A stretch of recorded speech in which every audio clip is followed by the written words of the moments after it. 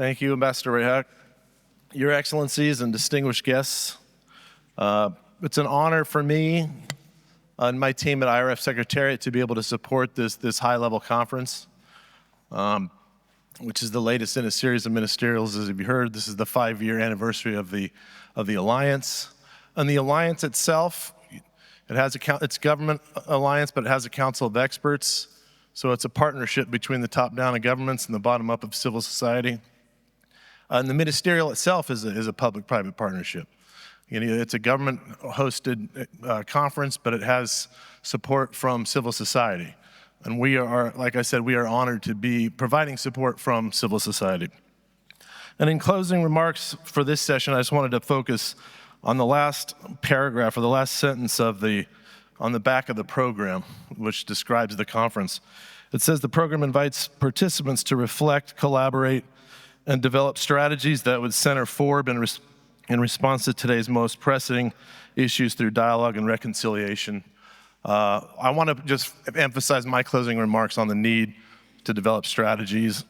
And I want to focus on, and we're going to discuss today in the afternoon at Fortna, and even tonight, you're going to hear something about this at the dinner tonight, but the need and the creation of a joint planning process.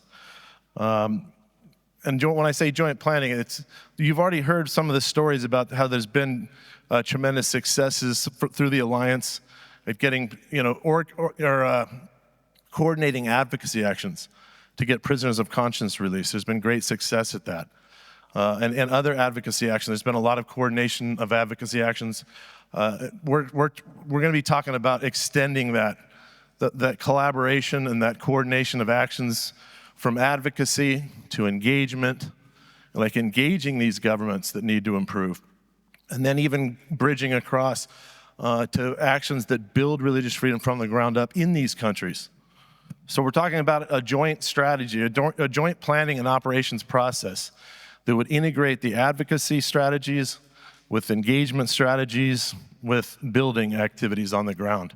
And having the three types of strategies mutually reinforce each other, so that the advocacy ideally is catalyzing engagement with these governments.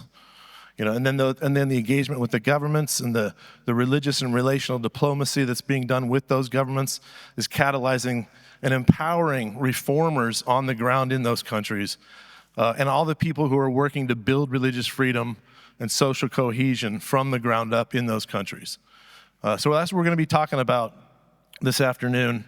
And this should be a multi-sector, not only multi-faith, but multi-sector, not only government, but all sectors in civil society, which would include academics, obviously faith community, civil society organizations, academics, but the business community, media, and integrating all of those into these strategies so it becomes a whole of society approach to this problem.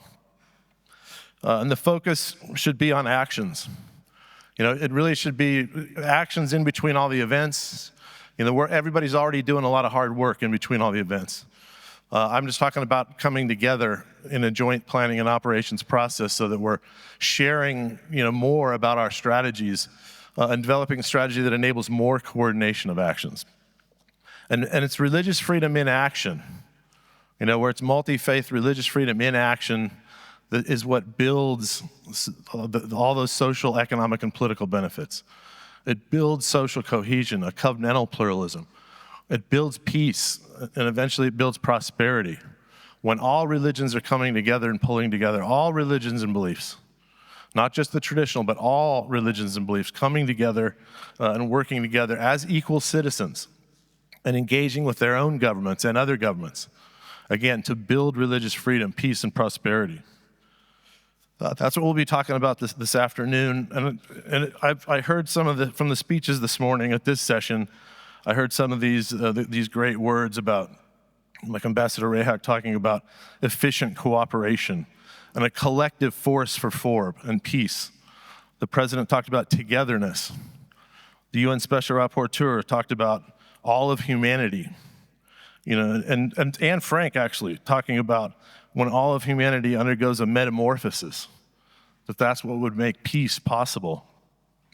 And the 5-year anniversary of IRFPA, bringing it back to why we're here today. and thanking Ambassador Brownback for being part of starting the Alliance and hosting the first 2 ministerials ever on freedom of religion or belief.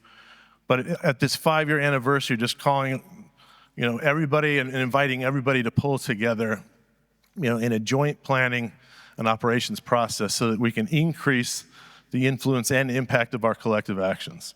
And that's what we'll be talking about this afternoon, and we invite all of you to opt into the process as it develops, and that's one of the outputs that we hope to come out of Prague, to leave Prague with as we go back home after this conference. So thank you very much, and we look forward to continuing our partnership with you all and coordinating as much as possible. Thank you.